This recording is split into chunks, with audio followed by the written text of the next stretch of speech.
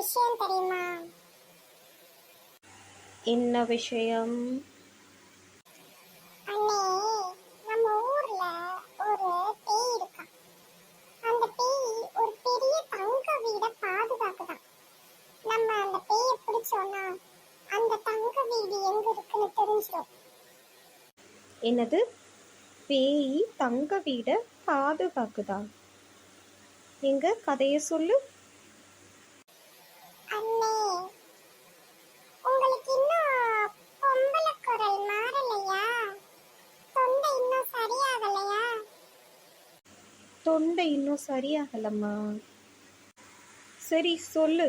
அந்த பேய போய் எங்க போய் பிடிச்சா தங்க வீடு கிடைக்கும் சொல்லு. அண்ணே, நம்ம ஊர்ல ஒரு பேய் இருக்கு. அந்த பேய் ஒரு தங்க வீட பாதுகாக்குது. அந்த பேய் அந்த இடத்துல வேலைக்காரியாய் வேலை பார்த்துச்சு. வேலை பார்த்தனால அந்த தங்க வீடு அடையிறதுக்காக கொள்ளைக்காரங்க அந்த வேலைக்காரி அம்மாவை கொலை பண்ணிட்டாங்க.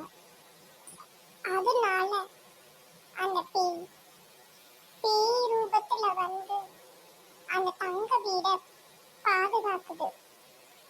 சரி, இப்ப நம்ம எப்படி அந்த தங்க வீடை வந்து எடுக்கிறது, நம்ம வீடா மாத்துறது? அந்த பேய் எங்க போய் தேட? ரொம்ப சுலபம்னே. பேய் எப்பயுமே மல்லிகைப்பூ வச்சுதான் இருக்கும்.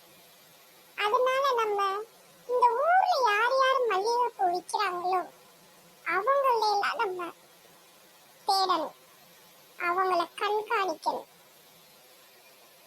சரி, இந்த ஊர்ல யார் யார் மல்லிகைப்பூ விற்கிறாங்களோ அவங்களையெல்லாம் நம்ம கண்காணிக்கிறோம்.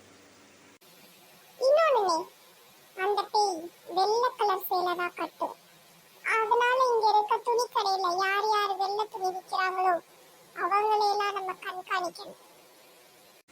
சரிடா, நம்ம துணிக்கடைக்காரங்க யார் யார் வெள்ளை கலர் துணி விற்கிறாங்களோ, முக்கியமாக சேலை விற்கிறாங்களோ அவங்கள நம்ம பிடிக்கிறோம். இன்னொன்று முக்கியமான விஷயமே, அந்த பேய் எப்பயுமே முடியை விரிச்சு போட்டுதான் இருக்கும்.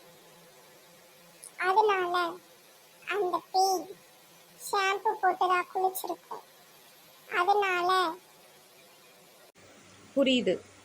ஷாம்பு கடைக்காரே, சீயக்காய் கடைக்காரே, அப்புறமா சாம்பிராணி போட்டு முடியை காய வைக்கிறனால சாம்பிராணி கடைக்காரே, எல்லாரையும் நம்ம கண்காணிக்கிறோம். ஆமனே,